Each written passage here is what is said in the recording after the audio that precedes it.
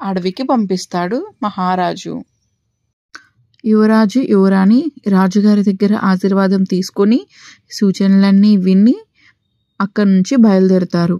వెళ్ళే అడవిలో అన్ని మాయా చిత్రాలే కనిపిస్తూ ఉంటాయి. వీళ్ళకి చాలా అందంగా కనిపిస్తూ ఉంటుంది ఆ అడవి. ఒక్కొక్క అడవి ఒక్కొక్క నదులు దాటుకుంటూ వాళ్ళు ముందుకు ప్రయాణిస్తూ ఉంటారు. అలా ఒక దగ్గరికి వచ్చినప్పుడు అక్కడ ఒక రాక్షసుడు కనిపిస్తాడు. అది ఒక లావాలో ఉన్న రాక్షసుడు కనిపించి మీరు ఇటు వెళ్ళడానికి లేదు అని చెప్పి అడ్డుకుంటాడు. అప్పుడు యువరాజు, హే రాక్షస, మేము ఈ నది దాటాలంటే ఏం చేయాలో చెప్పు అని అడగగా అప్పుడు రాక్షసుడు, నేను ఒక పొడుపు కథ చెబుతాను, అది మీరు విప్పితే మీరు అటు వెళ్ళడానికి నేను వంతెన కట్టి ఇస్తాను అని చెప్తాడు. సరే అడుగు రాక్షస. అయితే విను. ఎర్రని రాజ్యం, నల్లని సింహాసనం, ఒక రాజు ఎక్కితే ఒక రాజు దిగుతాడు, ఏమిటది అని అడగగా యువరాజు కాసేపు ఆలోచించి, సరే రాక్షస, నేను జవాబు చెప్తే నీవు వంతెన నిర్మిస్తావుగా, మాట తప్పవుగా. నేను మాట తప్పే వంశంలో పుట్టలేదు రాజా.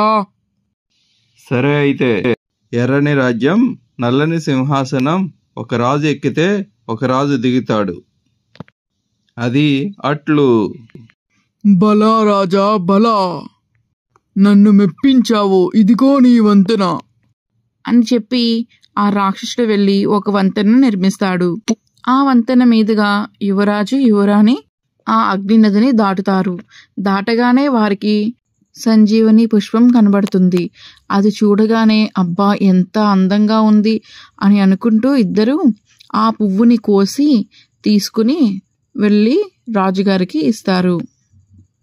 అప్పుడు రాజు ఎంతో సంతోషించి వైద్యులు చెప్పిన విధంగా నదిలో స్నానం ఆచరించి పువ్వుని ఒక నీటి వేసుకుని వెళ్ళి మహారాణికి తాగిస్తాడు.